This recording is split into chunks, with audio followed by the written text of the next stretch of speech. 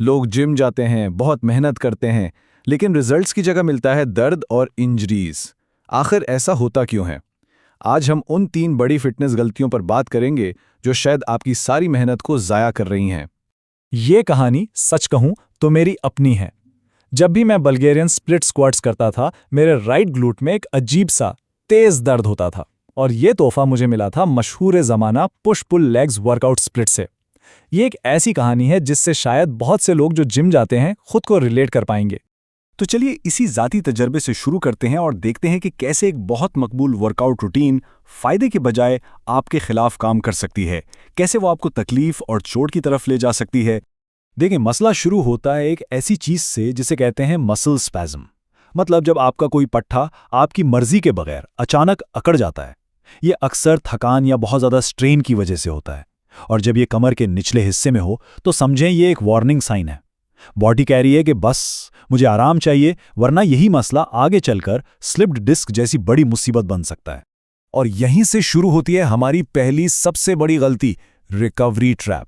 मसला किसी एक एक्सरसाइज का नहीं है, मसला है जिस्म को ठीक होने यानी रिकवर होने का पूरा वक्त ना देना। पुश पुल लेग्स जैसे स्प्लिट्स में असल मसला क्या है, जरा सोचिए। एक दिन बैक डे पर डेडलिफ्ट्स की जिससे आपकी लोअर बैक पर बहुत ज्यादा दबाव पड़ा। फिर अगले ही दिन लेग डे पर आपने स्क्वाट्स कर लिए जिसमें फिर से वही मसल्स इस्तेमाल हुए। नतीजा क्या निकला? आपकी कमर को रिकवर होने के लिए 0 टाइम मिला। तो क्या ये खतरा आपके लिए भी है? चलें एक छोटा सा सेल्फ चेक करते हैं। आगे की तरफ झुकें। क्या कमर के निचले हिस्से में दर्द महसूस हुआ? अच्छा, अब अपनी एड़ियों पर चलने की कोशिश करें। अगर यहां कोई दर्द नहीं है तो बहुत मुमकिन है कि आप अभी स्टेज 1 पर हैं और इस मसले को आसानी से हल किया जा सकता है। अच्छी खबर यह है कि इसका हल मौजूद है। अगले 4 से 8 हफ्तों के लिए डेडलिफ्ट्स और बेंट ओवर रोज को बिल्कुल छोड़ दें। इनकी जगह अपने कोर को मजबूत करने के लिए सूटकेस कैरीज, साइड प्लैंक्स और सुपरमैन पोज अपनी रूटीन में शामिल करें। और हाँ, दिन के आखिर में चाइल्ड्स पोज में अपनी कमर को रिलैक्स करना बिल्कुल ना भूलें।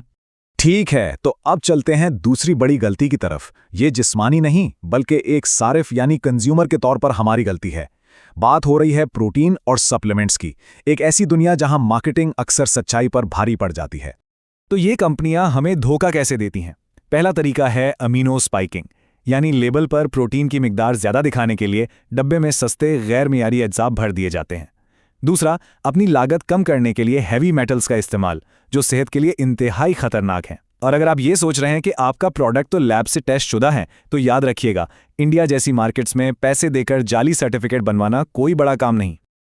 और होता क्या है, हम सस्ते सौदों के पीछे भागते हैं और रिजल्ट्स की जगह हमें हाजमे के मसाइल मिलते हैं।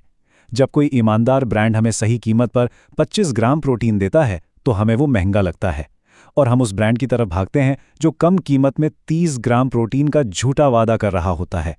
और अब हम आते हैं अपनी तीसरी और शायद सबसे बड़ी गलती पर, सप्लीमेंट्स की दुनिया में खुला धोखा। ये सिर्फ गुमराह करने वाली मार्केटिंग नहीं, ये सीधा सीधा फ्रॉड है। ओमेगा 3 की मिसाल लेते हैं। 2 किस्में, एक फिश ऑयल से और दूसरी प्लांट बेस्ड। फिश ऑयल वाली ओमेगा 3 जिस्म में आसानी से जज्ब हो जाती है, लेकिन वो महंगी होती है। दूसरी तरफ पौधों से हासिल की जाने वाली ओमेगा 3 सस्ती तो है, लेकिन जिस्म उसे ठीक से जज्ब ही नहीं कर पाता। अब धोखा यह है कि कंपनियां आपको सस्ता प्लांट बेस्ड ऑयल महंगे प्रीमियम फिश ऑयल के नाम पर बेचकर खूब पैसे बनाती हैं।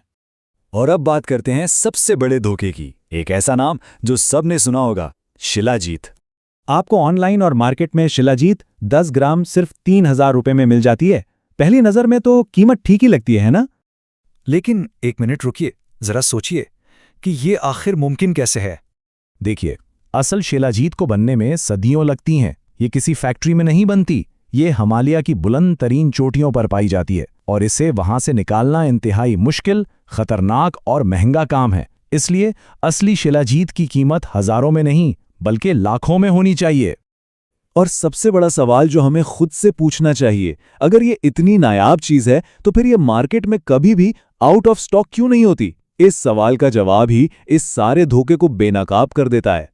तो इन तमाम बातों का खुलासा क्या है? बहुत सादा सा सबक है, हमें लेबल से आगे सोचना सीखना होगा।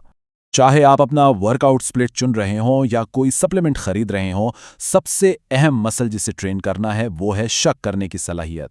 हर दावे पर सवाल उठाएं, हर चीज़ की खुद तहकीक करें।